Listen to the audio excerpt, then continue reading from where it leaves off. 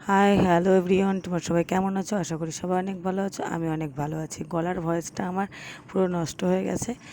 আজ হলো মা বিপত্তারিণীর পুজো। মা পুজো করতে যাবে। দেখো এখানে 13 রকমের ফুল মা গুছিয়ে নিয়েছে।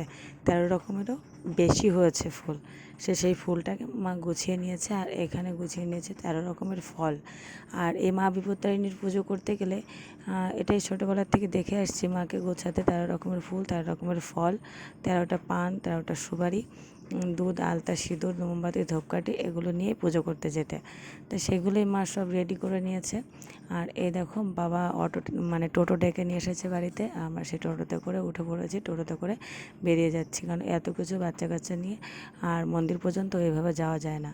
তাই টোটো ডেকে নিয়ে এসছে, গাড়িতে উঠে বসেছি আর উঠেই যাচ্ছি মন্দিরে পুজো করতে। মন্দিরে চলে আসলাম।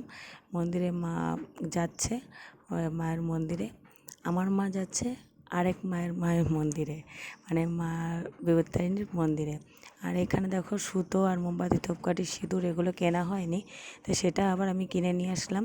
আর এই যে মা বসে বসে সুতোয় গিট দিচ্ছে।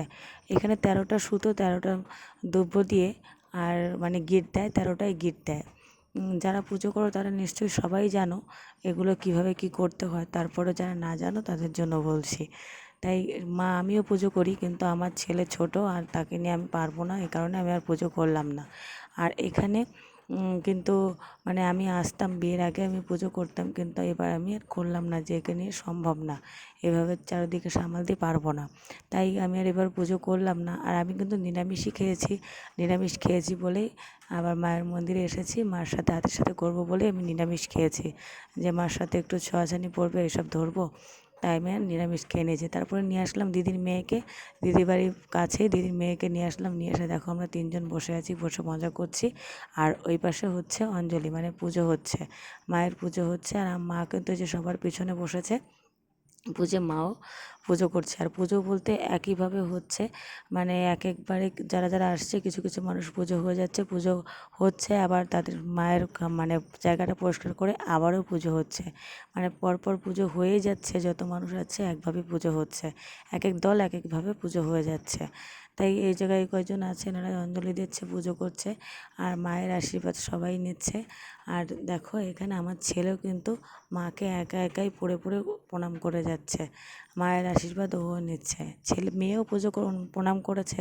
আর এখানে এই যে বড় ঠাকুরকে প্রণাম করে নিয়েছে, ছেলেও করেছে, আমিও করেছি। আর এখানেও ফল মিষ্টি দেওয়া হয়েছে, দিয়ে তারপরে যেখানে দেখো মাকে সিঁদুর পরাচ্ছে, মা আর কি বিপত্তারিণীকে সিঁদুর পরাচ্ছে, হাতে মালা দিচ্ছে, ফুল দ্রব্য মিষ্টি দিয়ে মাকে মায়ের মতো করে, আমার মা নিজের মতো করে মায়ের পুজোটা করে নিচ্ছে। মানে ওখানে ব্রাহ্মণ করেছে, আর এখানে আবার মাকে একটু সিঁদুর টিঁদুর পরিয়ে, যেটা মানে করে নিয়ম আচার কারণ আছে, সেভাবে মা একটু করে নিল। আর করে এখানে আবার যারা পুজো করেছে তাদেরকেও, যারা আর কি সধবা, মানে যাদের স্বামী আছে, তাদেরকে আবার সিঁদুরটা পরিয়ে দিচ্ছে, মাকেও পরিয়ে দিল। আর এইভাবেই পুজো টুজো কমপ্লিট হয়ে গেল, পুজো কমপ্লিট হয়ে গেছে। আর তারপরে মানে সবাই সবাইকে সিঁদুর পরিয়ে দিল, মাকে সবাই প্রণাম করলো, প্রণাম টনাম করে দেখো মা আমাকেও পরিয়ে দিল। আর আমার ছেলেকে নিয়ে এই যে আমি বসে আছি, মেয়েও আছে, ছেলেকে নিয়ে ছেলে কোলের মধ্যে আছে। আর এই জায়গায় পুজো এবার কমপ্লিট হয়ে গেছে, আরও মানুষই পুজো করবে। আর আমার মার পুজো হয়ে গেছে, তাই মা এবার বাড়ির দিকে যেতে হবে, আমরা বাড়ি যাব, তাই আমাদের পুজো কমপ্লিট হয়ে গেছে, আমরা বাড়িতে চলে যাব। আর সেভাবে আমরা বাড়িতে চলে যাচ্ছি, মাও বাড়ি যাচ্ছে। পুজো কমপ্লিট, মা বাড়ি যাচ্ছে। দিদির মেয়ের জুতোটা পরানো হয়নি, তাই মা আবার সেটা জুতোটা ঠিক করে পরিয়ে দিচ্ছে। এখানে এসে ফলটা মা রেডি করে নিল।